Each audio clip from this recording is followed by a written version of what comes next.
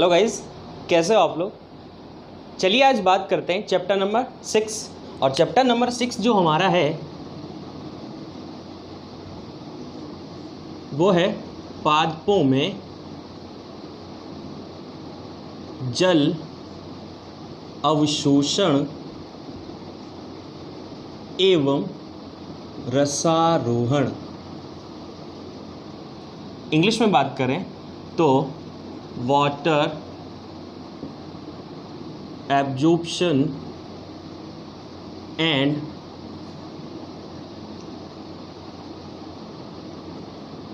ascent of water in plants। अब सबसे पहले बात करते हैं इस चैप्टर में जल। देखो, जल की बात करें तो जितनी भी कोशिकाएं होती हैं यानी सभी कोशिकाओं में जल जो होता है वो मुख्य घटक की भूमिका निभाता है। मुख्य घटक की भूमिका इसलिए निभाता है क्योंकि इसी में कोशिका की समस्त जैविक क्रियाएं संपन्न होती है, क्योंकि जो जीव द्रव्य वाला जो भाग होता है यानी कोशिका में जो जीव द्रव्य भाग होता है उसमें 99% भाग जो होता है वो वाटर का होता है। तो वाटर बहुत ज़्यादा इम्पोर्टेंट होता है। अब अगर बात करें विभिन्न प्रकार की गैसों के साथ साथ कुछ खनिज और कुछ कार्बनिक पदार्थ, ये सब जो होते हैं ये जल में घुलित अवस्था में पाए जाते हैं यानी जल में घुलनशील होते हैं। और पौधे इन सभी पदार्थों को जलीय विलयन के रूप में अवशोषित करता है। ठीक है, ये वाली बात हो गई। अब एक चीज़ और आती है कि जो पौधे होते हैं वो पौधे इन पदार्थों का जो अवशोषण जो होता है, इन पदार्थों का अवशोषण और इनको अवशोषण करने के बाद इनका पौधे के अधिक यानी जो विभिन्न प्रकार के जो भाग होते हैं जैसे पत्ती हुआ, तना हुआ, शाखाएं हुई, इन सभी फल वाला जो भाग होता है, पुष्प वाला जो भाग होता है, इन सब में वितरण का काम यानी जल अवशोषण का काम और उसके बाद उसके वितरण का काम घुलनशील अवस्था में यानी जलीय विलयन के रूप में ही इन सभी पदार्थों को अवशोषित किया जाता है। आगे अगर हम लोग बात करते हैं कि जो पौधे होते हैं उनको ये जो जल होता है या जलीय विलयन जो होता है वो मृदा जल से प्राप्त होता है, यानी कुल मिलाकर मिट्टी से या मृदा से प्राप्त होता है। और मिट्टी या मृदा को ये जो जल होता है वो आप लोगों को पता होगा ही सही, वर्षा से प्राप्त होता है, यानी बारिश होगी तो मृदा में जल पहुंचेगा और ये जो जल होगा उसको अवशोषित कौन करेंगे? पौधे अवशोषित करेंगे। अब एक चीज़ और आती है, पौधों के लिए जो अवशोषित जो जल होता है यानी पौधे जिस जल का अवशोषण करते हैं वो जल होता है केशिका जल। केशिका आपने सिद्धांत पढ़ा होगा फिजिक्स में।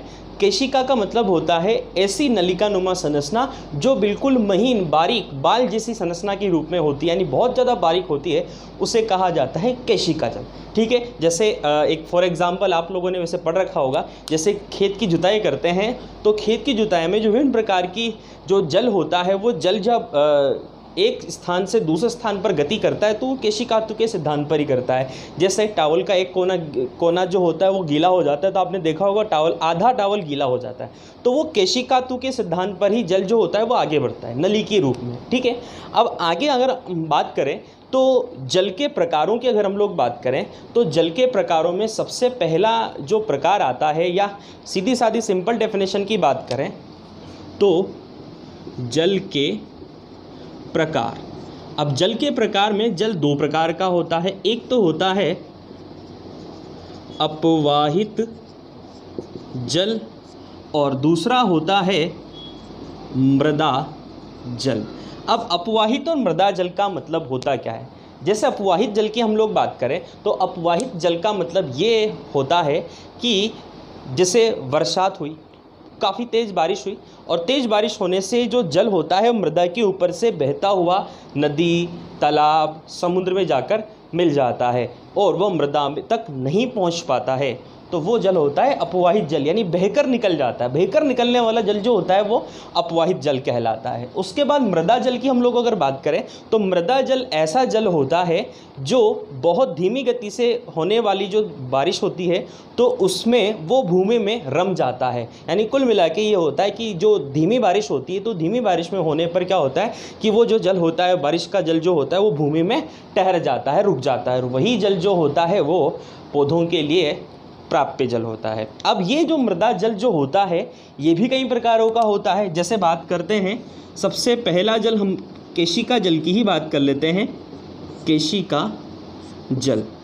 अब केशिका जल की बात करें तो ये पौधों के लिए प्राप्य जल होता है, यानी पौधे इसी प्रकार के जल का अवशोषण करते हैं। अब केशिका जल का मतलब क्या होता है, इसमें क्या होता है, जैसे मृदा के ये कण हैं, अब मृदा कणों के बीच में जो जल पाया जाता है वही केशिका जल कहलाता है। बहुत सारे मृदा कण होते हैं तो इस तरह से ट्यूब लाइक स्ट्रक्चर बन जाती है और इस ट्यूब लाइक स्ट्रक्चर में ही जो जड़ें होती हैं वो भीतर प्रवेश करेंगी। जैसे जड़ होगी तो वो भीतर ऐसे प्रवेश करेगी और प्रवेश करने से जल जो होगा वो ऊपर परासरण की क्रिया के द्वारा अंदर प्रवेश करेगा, वही डीपीडी कम डीपीडी से अधिक डीपीडी की ओर। तो यही बात है। अब केशिका जल जो होता है, इससे बात करने से पहले हम एक चीज़ की बात और कर लेते हैं। भाई होता क्या है कि जो पौधे होते हैं, यानी इस पृथ्वी पर उपस्थित संपूर्ण जो जल होता है उसे कहा जाता है होलार्ड, संपूर्ण जल। तो पृथ्वी पर उपस्थित संपूर्ण जल क्या कहलाता है, होलार्ड। अब इस संपूर्ण जल में से पौधे जिस जल का उपयोग करते हैं, यानी पौधों के द्वारा उपयोगित जो जल होता है, यानी पौधों द्वारा उपयोगी जल। अब पौधों द्वारा उपयोगी जल कहलाता है केसाड़, ठीक है। अब जिसका उपयोग पौधों द्वारा नहीं होता, यानी पौधे उसका अवशोषण नहीं करते हैं, वो कहलाता है इकार्ड, अप्राप्य जल या अनुपयोगी जल जो पौधों के उपयोग में नहीं आता। तो संपूर्ण जल तो होलार्ड कहलाता है, पौधों के द्वारा उपयोगी जल जो पौधे जिसका अवशोषण करते हैं वो केसाड़ कहलाता है, और अनुपयोगी जल जो होता है वो इकार्ड कहलाता है, ठीक है। और इन केसाड़ और इकार्ड को मिलाकर होलार्ड भी कह सकते हैं। तो ये तो था केशिका जल। केशिका जल के बाद आता है गुरुत्वीय जल।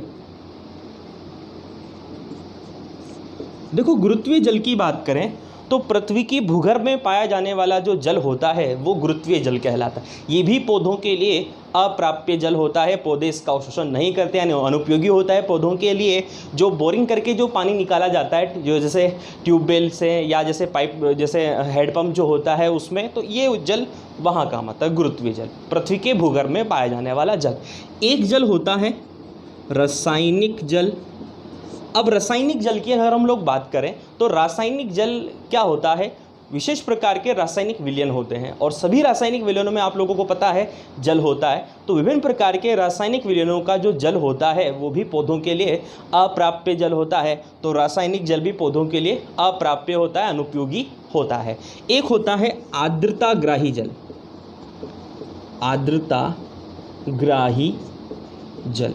अब ये आर्द्रताग्राही जल जो होता है ये क्या होता है, जैसे मृदा कण जो होते हैं उसके चारों तरफ पाया जाने वाला जो जल होता है वो आर्द्रताग्राही जल होता है, और ये भी पौधों के लिए अनुपयोगी होता है, यानी मृदा कण के चारों तरफ। ये तो केशिका जल तो दो मृदा कणों के बीच में पाया जाने वाला जल होता है, और ये चारों तरफ पाया जाने वाला जल होता है। गीली गीली जो मिट्टी होती है, आर्द्रता वाली जो मिट्टी होती है, वो आर्द्रताग्राही जल की होती है, जैसे कीचड़ जो होता है, ठीक है। चलो, ये तो हम लोगों ने बात करी कि जल कितने प्रकार का होता है, पादपों के लिए कौन सा जल उपयोगी होता है, वो बात करी। अब एक चीज़ और बात कर लेते हैं कि जो पौधे होते हैं उन पौधों में कौन कौन से अंग जल का अवशोषण करते हैं। तो पौधों में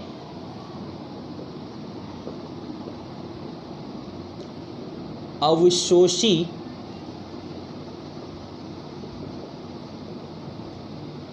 अंग। अब पौधों में अवशोषी अंग की बात करें तो पहला हमारे पास आता है राइजोइड्स, जिसे मूलाभास कहते हैं हिंदी में, मूलाभास। अब राइजोट्स की हमारे पास अगर बात आती है तो हमारे पास सीधा साधा आता है, हमने 11th क्लास में पढ़े थे ब्रायोफाइट प्लांट्स, रिक्सिया, मार्केंसिया, पोरेलो, एंथेसेरोस। तो ये सब जो प्लांट होते हैं, इन सब प्लांट्स में जड़ की समान दिखाई देने वाली विशेष प्रकार की संरचना पाई जाती है, जिसे कहा जाता है राइजोट्स या मूलाभास। तो जितने भी ब्रायोफाइट्स जो होते हैं, उन सभी ब्रायोफाइट्स प्लांट्स में मूलाभास पाए जाते हैं, जड़ के समान संरचना दिखाई देती है। ठीक है, तो मूल के समान आभा देने वाले राइजोट्स या मूलाभास। उसके बाद अगर हम लोग बात करते हैं राइजोट्स के बाद, तो एक आता है माइकोराइजा।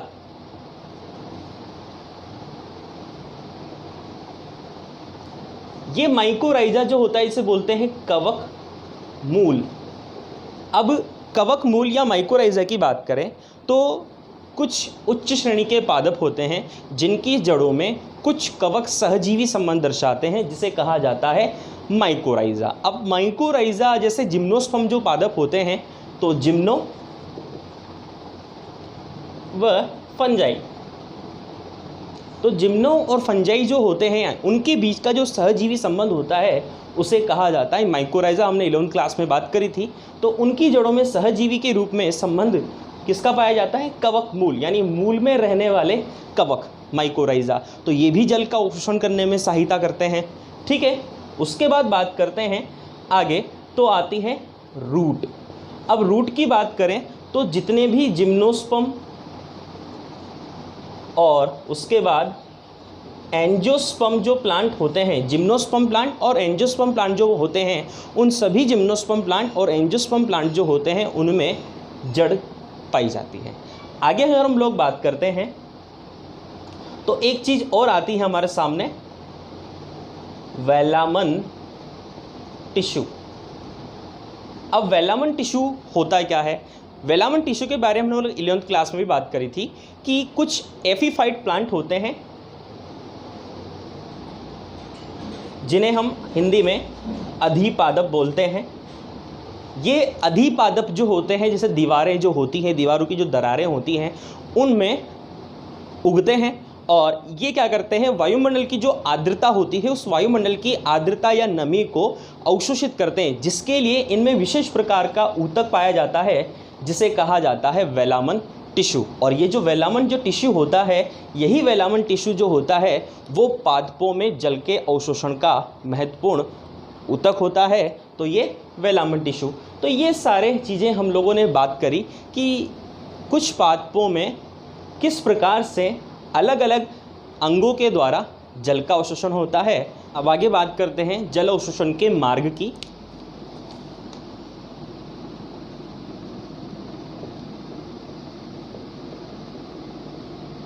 अब जल अवशोषण के मार्ग को पढ़ने से पहले आप लोगों ने 11th क्लास में मैंने आप लोगों को एक चैप्टर पढ़ाया था कि जो जड़, तना, पत्ती जो होती है उनकी आंतरिक संरचना का चैप्टर आप लोगों को 3 चैप्टर पढ़ाए थे मैंने। तो जड़ की आंतरिक संरचना जब आपको लोगों को मैंने बताई थी तो उसमें मैंने आप लोगों को बताया था कि जड़ की आंतरिक संरचना में कुछ विशेष प्रकार की परतें दिखाई देती है। जैसे सबसे पहली परत जो आप लोगों को दिखाई देती है वो दिखाई देती है एपिडर्मिस, जिसे जड़ में एपिब्लेमा कहा जाता है। एपिब्लेमा के बाद कॉर्टेक्स आता है, कॉर्टेक्स के बाद एंडोडर्मिस आता है, एंडोडर्मिस के बाद पेरिसाइकल आता है और पेरिसाइकल के बाद संवहन ऊतक, जाइलम और फ्लोएम आते हैं, यानी संवहन पूल आते हैं और मध्य में बीचों बीच सेंटर में मज्जा या पित्त आता है। तो वही चीज़ आप लोगों को ध्यान रखनी है कि जल का जब अवशोषण किया जाएगा तो वो किस किस पथ में होगा, कैसे कैसे जल कौन सी कोशिका से कौन सी कोशिका में एंटर करेगा। तो उसको फ्लो चार्ट से समझने का प्रयास करते हैं। जैसे सबसे पहले होगा क्या, जैसे ये सॉइल वाटर, जिसे हिंदी में बोलते हैं मृदा जल। अब ये सॉइल वाटर सबसे पहले देखो, जड़ जो होती है, जड़ में बहुत सारे मूलरोम पाए जाते हैं, रूट हेयर पाए जाते हैं। तो सबसे पहले जल का अवशोषण रूट हेयर या मूलरोम के द्वारा ही होगा। तो ये रूट हेयर जिसे बोलते हैं मूलरोम, मूलरोम से जल का अवशोषण होगा एपिब्लेमा, वही एपिडर्मिस बाह्यतम परत। एपिब्लेमा को बोलते हैं अधिचर्म, एपिब्लेमा से जाएगा ये जनरल कॉर्टेक्स, सामान्य वलकुट, सामान्य वलकुट से ये जो वाटर होगा वो एंटर करेगा एंडोडर्मिस, अंतःचर्म, एंडोडर्मिस से ये एंटर करेगा पेरीसाइकल, परिरंभ जिसे बोलते हैं, और पेरीसाइकल से एंटर करेगा जाइलम, क्योंकि जाइलम ही जल का संवहन करता है। तो जाइलम के 4 भाग भी आप लोगों को पता है, यानी जाइलम के जो 4 भाग होते हैं उसके बारे में, xylem parenchyma, xylem sclerenchyma, tracheids and vessels, वाहिकाएं और वाहिनिकाएं। ठीक है, वो हम लोगों ने 11th में पढ़ लिया था, तो आप 11th में एक बार जाकर उसको थोड़ा सा रीडिंग कर लें ताकि आप लोगों को समझ में आ जाए। और हमें ज़्यादा यहाँ पर ऐसी चीज़ का बारे में पढ़ना नहीं है, हमें पढ़ना है कि जल का अवशोषण कैसे होता है, वो बात करनी है। ठीक है, तो ये जल अवशोषण का मार्ग होता है। अब इसके बाद बात करें, जल का अवशोषण जो होता है वो जड़ की संपूर्ण सतह से नहीं होता, ये चीज़ और आप लोग ध्यान रखें। अब जड़ की संपूर्ण सतह से नहीं होता तो फिर कहाँ से होता है? तो इस जड़ जो होती है, उस जड़ का अवशोषण जो होता है उसके लिए इस आधार पर जड़ के 2 भाग होते हैं।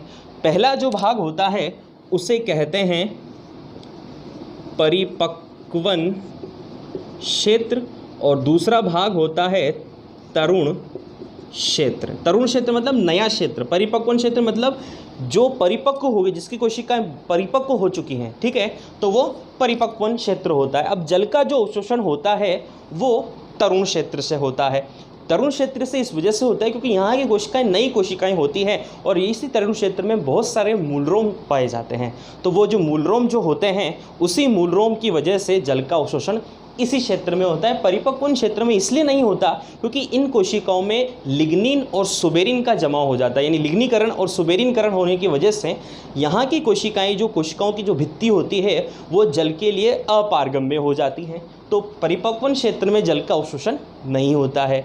अब इस तरुण क्षेत्र या परिपक्वन क्षेत्र को समझाने के लिए मैं आप लोगों को जड़ जो होती है उस जड़ में विशेष प्रकार के जो भाग होते हैं उनके बारे में बात कर लेते हैं। तो जो तरुण क्षेत्र जो होता है उस तरुण क्षेत्र के 5 भाग होते हैं, उन 5 भागों के बारे में हम लोग बात कर लेते हैं। तो एक डायग्राम से समझने का प्रयास करते हैं। जैसे सपोज करना ये कोई जड़ है, इस जड़ में ये जो शीर्ष वाला जो भाग होता है, इस शीर्ष वाले भाग पर एक टोपी नुमा संरचना पाई जाती है। इस टोपी नुमा संरचना को कहा जाता है रूट कैप, यानी मूल गोप हिंदी में। तो ये जो मूल गोप जो होती है, टोपी नुमा जो संरचना जो होती है, जो जड़ के शीर्ष भाग पर टर्मिनल पार्ट पर पाई जाती है, ये जड़ को मृदा कणों के बीच, जो मृदा कण जो होते हैं और जड़ के बीच जो घर्षण होता है उसको कम करने का कार्य करती है। क्योंकि जड़ तो भीतर धंसती चली जाती है भूमि के अंदर, तो भूमि के अंदर मृदा कणों को घर्षण से रोकने के लिए एक तरह से हेलमेट होता है, टोपीनुमा संरचना के रूप में पाया जाता है, जिसे कहा जाता है मूल गोप। अब इस मूल गोप के ठीक ऊपर पाया जाने वाला जो क्षेत्र होता है उसे कहा जाता है मूल शीर्ष। ये जो मूल शीर्ष वाला जो भाग होता है, जिसे रूट एपेक्स भी कहा जाता है, ये रूट एपेक्स वाला जो मूल शीर्ष वाला जो भाग होता है, इस भाग को विभाजनशील क्षेत्र भी कहा जाता है, क्योंकि इस भाग की कोशिकाएं निरंतर विभाजन करती हैं, जिससे जो जड़ होती है उस जड़ की वृद्धि होती है। तो जड़ की वृद्धि के लिए ये मूल शीर्ष वाला भाग जिम्मेदार होता है। मूल शीर्ष के बाद इसके जस्ट पीछे वाला जो भाग होता है, इस पीछे वाले भाग को कहा जाता है दीर्घीकरण क्षेत्र। इंग्लिश में बोले तो एलोंगेशन रीजन। ठीक है, तो ये दीर्घीकरण क्षेत्र जो होता है वो मूल शीर्ष के जस्ट पीछे की तरफ पाया जाता है। अब ये दीर्घीकरण क्षेत्र जो होता है, इसकी कोशिकाएं क्या होती हैं, वृद्धि करती हैं, और वृद्धि करने से जड़ की लंबाई में भी वृद्धि होगी। जब कोशिकाओं में वृद्धि होगी तो जड़ की लंबाई में ऑब्वियसली वृद्धि होगी। तो दीर्घीकरण क्षेत्र से दीर्घ होती है, यानी लंबाई में वृद्धि होती है, जड़ की लंबाई में वृद्धि होती है, तो ये दीर्घीकरण क्षेत्र हो गया। उसके बाद आता है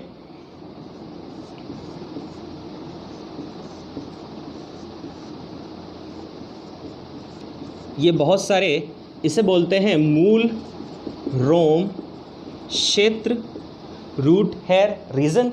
तो ये मूल रोम क्षेत्र जो होता है इसमें असंख्य मूल रोम पाए जाते हैं जो जल के अवशोषण का कार्य करते हैं। और लास्ट में पीछे की तरफ पाया जाता है परिपक्वन क्षेत्र, और यहाँ की कोशिकाएं पूर्ण रूप से परिपक्व हो जाती हैं क्योंकि यहाँ पर लिग्निन सुबेरिन का जमाव हो जाता है। और ये था जड़ के पूरे पाँचों के पाँचों भाग। तो हम लोगों ने बात करी कि जड़ की जो संरचना होती है वो कैसी होती है, और जड़ की संरचना के बाद जो जड़ में जल के अवशोषण का जो मार्ग होता है वो कैसा होता है। अब बात करते हैं जल अवशोषण की क्रियाविधि की। तो जल अवशोषण की क्रियाविधि के लिए बहुत सारे सिद्धांत दिए गए, उन सभी सिद्धांतों को बात करते हैं, उन सभी सिद्धांतों के बारे में। और अब बात करते हैं जल अवशोषण की क्रियाविधि की।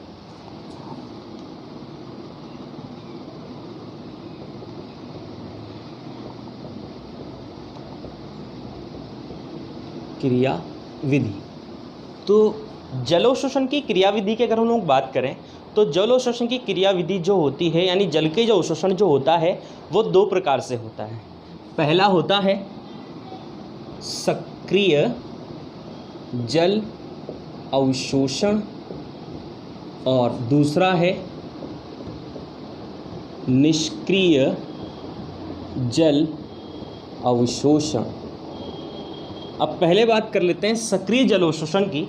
तो सक्रिय जल अवशोषण देखो एक चीज़ आती है हमारे पास एक्टिव सक्रिय जल अवशोषण। तो सक्रिय जल अवशोषण का मतलब ये है कि यहाँ पर इस प्रकार के जल अवशोषण में ऊर्जा की आवश्यकता, यानी इस प्रकार का जो जल अवशोषण जो होगा उसमें ऊर्जा की आवश्यकता होगी, और निष्क्रिय जल अवशोषण में ऊर्जा की आवश्यकता नहीं।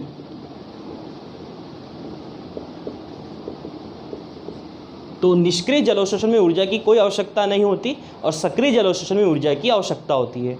अब सक्रिय जल अवशोषण के द्वारा कुल जल के अवशोषण का 2 से 4%, यानी कुल जल अवशोषण का 2 से 4% जल अवशोषण जो होता है वो सक्रिय जल अवशोषण के द्वारा होता है, और बाकी बचा 96 से 98% कुल जल अवशोषण किसके द्वारा होता है?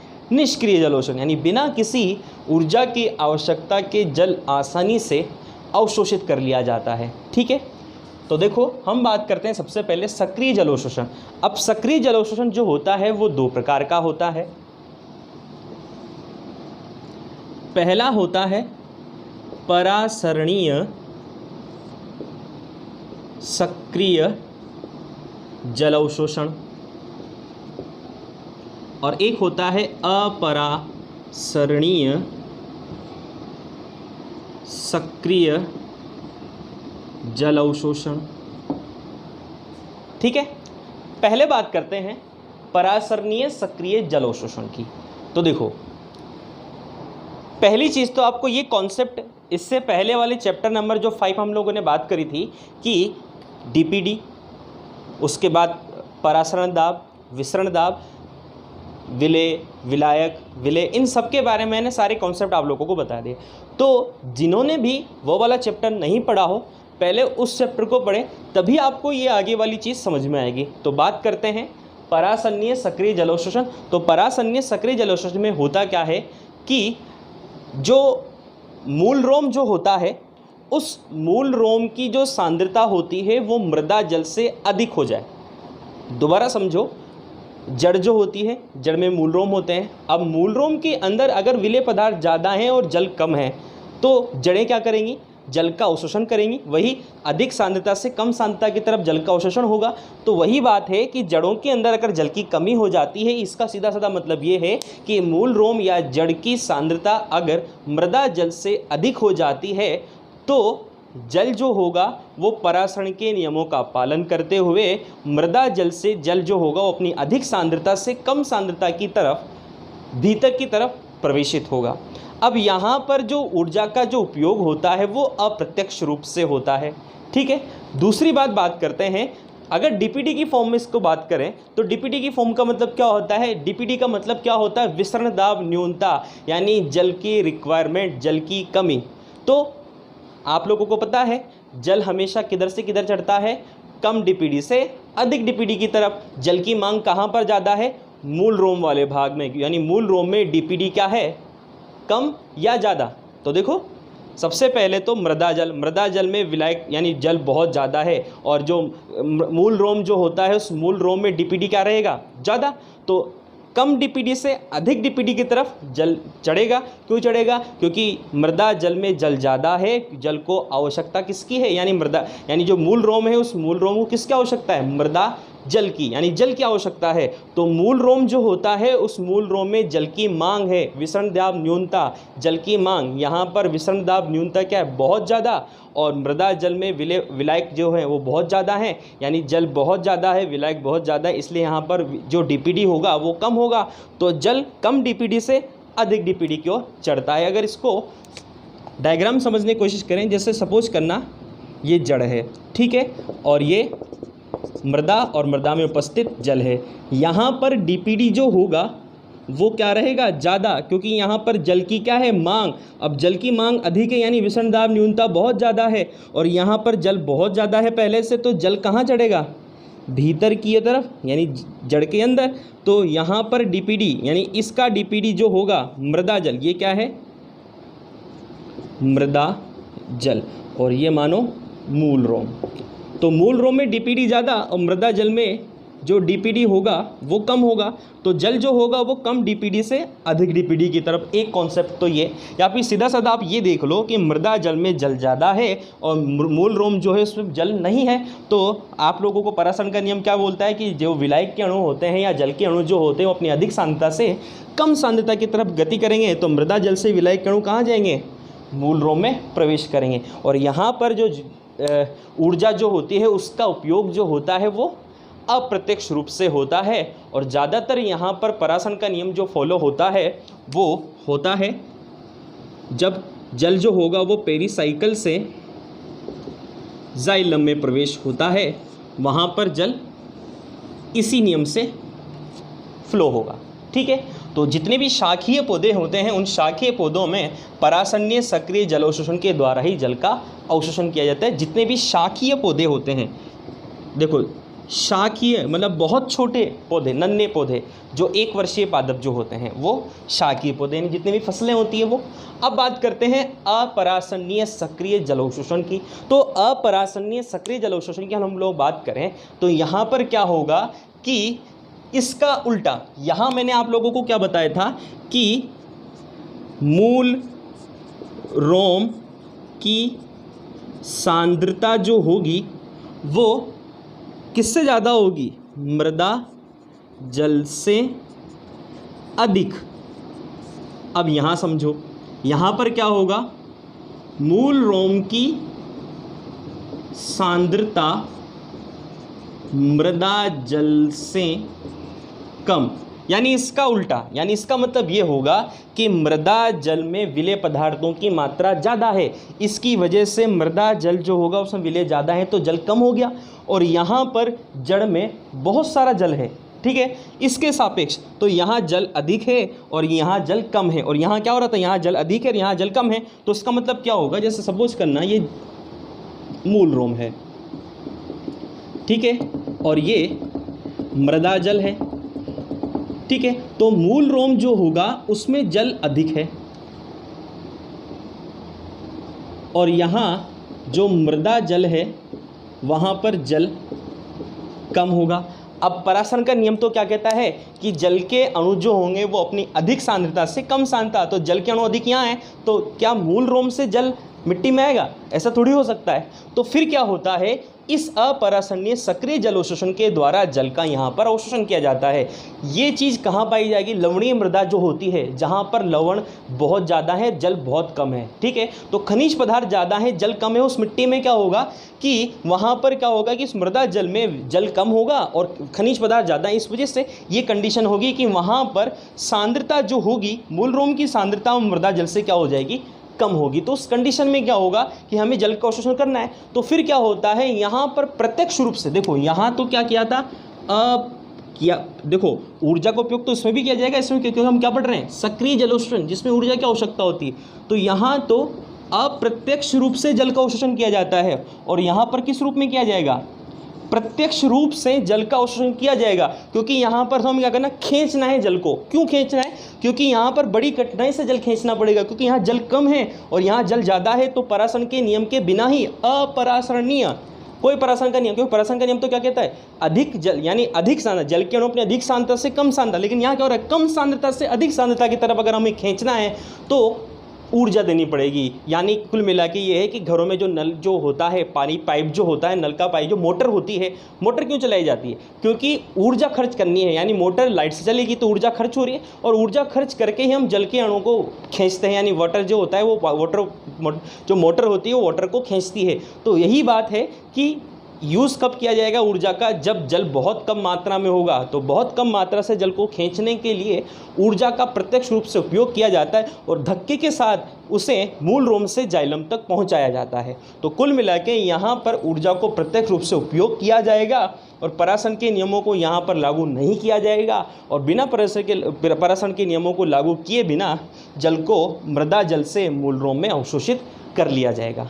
आप लोगों को ये कॉन्सेप्ट दोनों समझ में आ गया हो? नहीं समझ में आया हो तो कमेंट सेक्शन में कमेंट कीजिए, और मुझे पर्सनल मैसेज करके आप लोग मुझे कॉल करके भी पूछ सकते हैं और मैसेज करके भी पूछ सकते हैं। ठीक है, आगे हम लोग बात करते हैं निष्क्रिय जल अवशोषण की। अब निष्क्रिय जल अवशोषण का मतलब मैंने आप लोगों को पहले बता दिया कि जिसमें ऊर्जा की आवश्यकता नहीं होती। अब ऊर्जा की आवश्यकता नहीं होगी तो फिर जल का अवशोषण कैसे होगा? तो ये सब डिपेंड करेगा वाष्पोत्सर्जन। हम लोग पढ़ेंगे वाष्पोत्सर्जन, इसके बाद वही चैप्टर पढ़ेंगे। तो वाष्पोत्सर्जन की क्रिया के कारण ही इस प्रकार के जल का अवशोषण हो पाता है। अब वाष्पोत्सर्जन होता क्या है? तो पौधे के जो वायवीय भाग होते हैं, जैसे पत्तियां जो होती हैं, उन पत्तियों में कुछ रंध्र पाए जाते हैं जिसके द्वारा होने वाली जल की हानि वाष्पोत्सर्जन कहलाती है। इसे आप एक एग्जाम्पल के तौर पर समझें, जैसे टंकी है, ऊपर की टंकी अगर जैसे आपके घर के छतों के ऊपर टंकियाँ रखी रहती है, टंकी का पानी ख़त्म होने के बाद ही आप नीचे से पानी ऊपर चढ़ाते हो। तो यही बात है कि रिक्वायरमेंट होने के बाद ही आप जल चढ़ाओ, यानी रिक्वायरमेंट होने के बाद ही आप लोग उस जल को ऊपर की तरफ चढ़ाओगे। तो वही बात यहाँ पर लागू होती है कि पौधे के जो वायवीय भाग होते हैं, पत्तियाँ वगैरह जो होती है, उनसे जल की हानि हो गई, यानी टंकी का पानी निकल गया, तो फिर जड़ें क्या करेंगी? जड़ों में खिंचाव बल उत्पन्न होगा, यानी जड़ों में एक ऋणात्मक खिंचाव। ऋणात्मक खिंचाव क्यों बोला? क्योंकि भूमि से जल को खींचना है ऋणात्मक फॉर्म में और ऊपर चढ़ाना है उसको, तो एक ऋणात्मक खिंचाव उत्पन्न होगा, और वो ऋणात्मक खिंचाव जो होता है उसे बोलते हैं वाष्पोत्सर्जनाकर्षण बल। और इसी वाष्पोत्सर्जनाकर्षण बल के फलस्वरूप जो होता है, जड़ें मृदा जल से जो जल होता है उस जल का अवशोषण करती हैं और अवशोषण करके पौधे के वायवीय भाग तक पहुंचाती। फिर पौधे के वायवीय भाग से जो वाष्पोत्सर्जन क्रिया के द्वारा जो जल होगा वो वाष्प बनकर उड़ जाता है और वहाँ पर वापस जल की मांग बढ़ जाती है, यानी डीपीडी जो होगा वो बढ़ जाएगा। तो पत्तियों का डीपीडी बहुत ज़्यादा रहेगा जड़ की अपेक्षा, क्योंकि जड़ में तो जल है,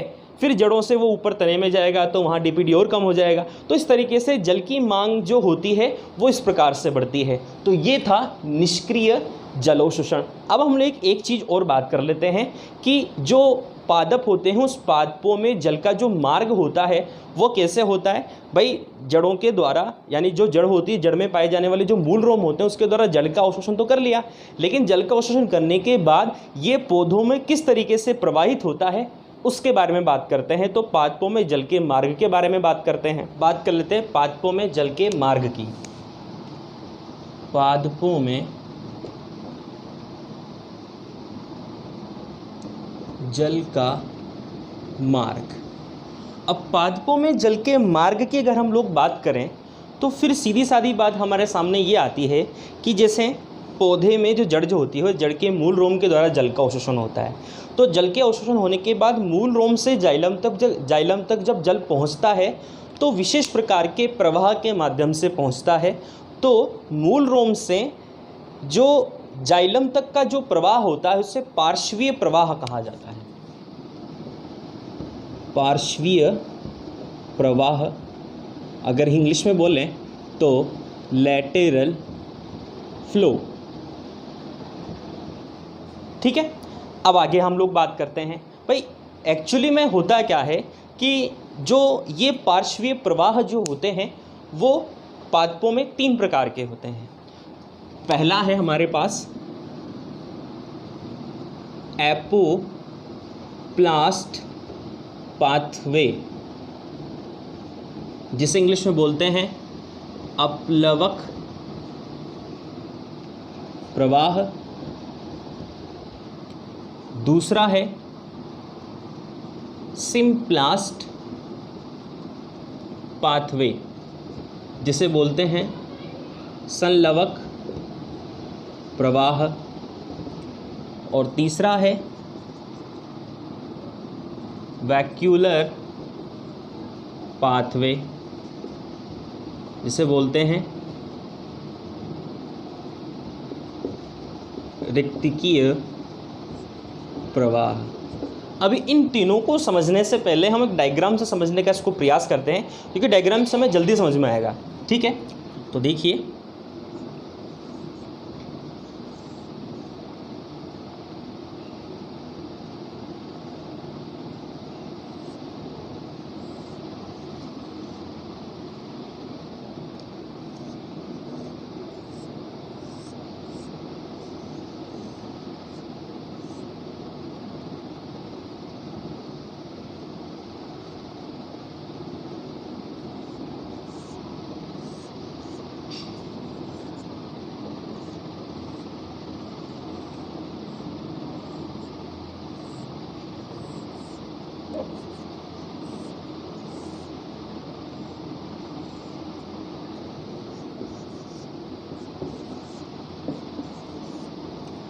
देखो, ये कोशिकाएं हैं, ये है कोशिका भित्ति,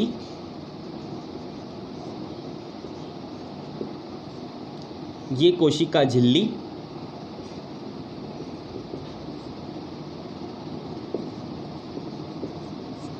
ये रिक्तिका,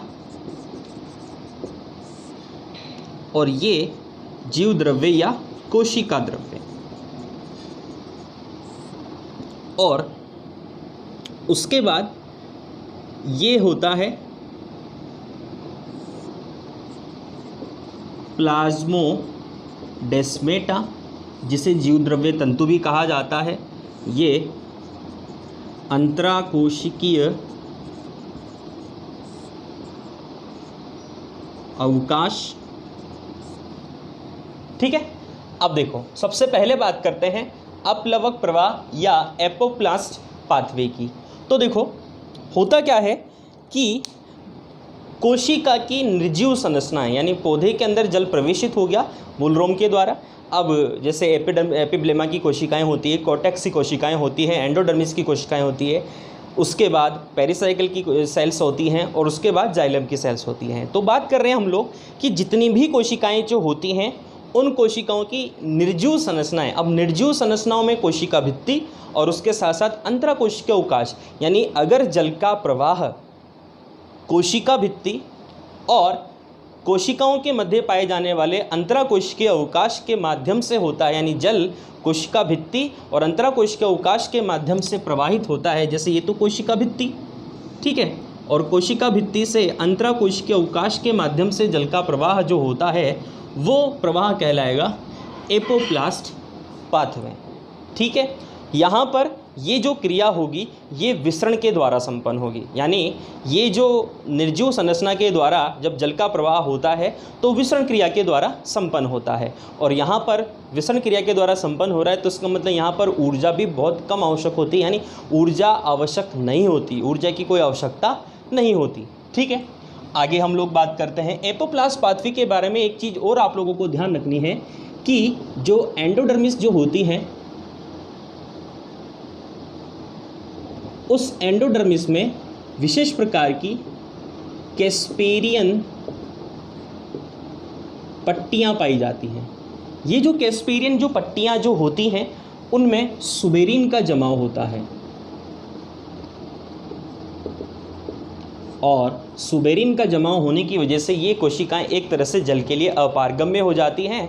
तो उन कोशिकाओं में ये जो प्रवाह होता है वो नहीं पाया जाता, यानी इस प्रकार का प्रवाह उन कोशिकाओं में नहीं पाया जाता। वहाँ पर क्या होता है कि डायरेक्ट जो कोशिका झिल्ली जो होती है उसके द्वारा जल का प्रवाह होगा, ना कि कोशिका भित्ति के द्वारा, क्योंकि कोशिका भित्ति तो जल के लिए क्या हो गई, अपारगम्य, क्योंकि एंडोडर्मिस की कोशिका भित्ति में क्या पाई जाती है, कैस्पेरियन पट्टियाँ, जिसमें सुबेरिन का जमाव हो जाता है, जिसके लिए वो जल से जल के लिए अपारगम्य हो जाती है। तो वहाँ पर फिर जल का जो प्रवाह होगा वो कोशिका झिल्ली के द्वारा संपन्न होगा। तो ये चीज़ आप लोगों को ध्यान रखनी है। और एक चीज़ और ध्यान रखनी है कि एपोप्लास्ट पाथवे जो होता है उसे पार कला परिपथ भी कहा जाता है। तो ये सारी बातें आप लोगों को एपोप्लास्ट पाथवे में ध्यान रखनी है। उसके बाद अगर हम लोग बात करें सिम्प्लास्ट पाथवे की बात करें, संवलक प्रवाह की बात करें, तो संलवक जो प्रवाह जो होता है वो होता क्या है, इसमें जो जल का प्रवाह जो होगा वो देखो डायरेक्ट एक कोशिका से दूसरी कोशिका में प्लाज्मोडेस्मेटा के द्वारा होगा। यानी यहाँ पर जीव द्रव यानी जो जल का जो प्रवाह होगा वो प्लाज्मोडेस्मेटा के द्वारा होगा। जैसे एक कोशिका से दूसरी कोशिका में प्लाज्मोडेस्मेटा के द्वारा जल एक कोशिका से दूसरी कोशिका में प्रवाहित होता है। और यहाँ पर जो जल का प्रवाह होगा वो परासरण के नियम का पालन करेगा, यानी परासरण की क्रिया के माध्यम से जल एक कोशिका से दूसरी कोशिका में प्रवाहित होगा, अधिक सांद्रता से कम सांद्रता की ओर प्रवाहित होगा। ठीक है, और यहाँ पर ऊर्जा की आवश्यकता भी होगी। और दूसरी बात आप लोगों को एक चीज़ और ध्यान रखनी है कि ये जो परिपथ जो होता है, इस परिपथ सिम्प्लास्ट जो परिपथ होता है इसे हम लोग सजीव परिपथ भी कहते हैं।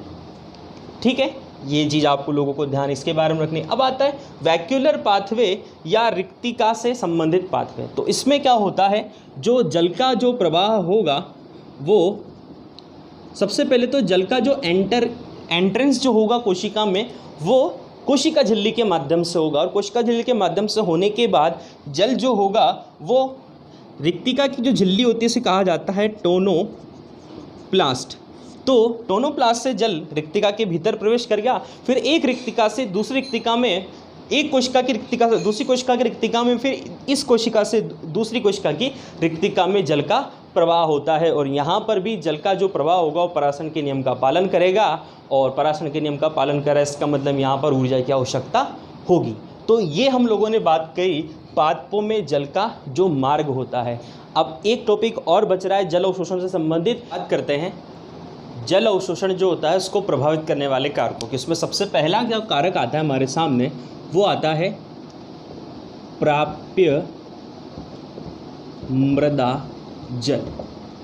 देखो जो मृदा होती है उस मृदा में सभी प्रकार की जल का जो कुल मात्रा होती है वो पौधे के लिए उपलब्ध नहीं होती। केवल केशिका जल ही पौधे के लिए प्राप्य जल होता है, यानी केशिका जल को ही पौधे अवशोषित करते हैं। अब जल अवशोषण की जो आदर्श स्थिति जो होती है उसमें होता क्या है कि जो जल होता है यानी मृदा में उपस्थित जो जल होता है उस जल की जल धारण क्षमता, जिसे क्षेत्र क्षमता भी कहा जाता है, और एक होती है स्थायी म्लानी प्रतिशतता। इन दोनों कंडीशन पर डिपेंड करता है प्राप्य मृदा जल।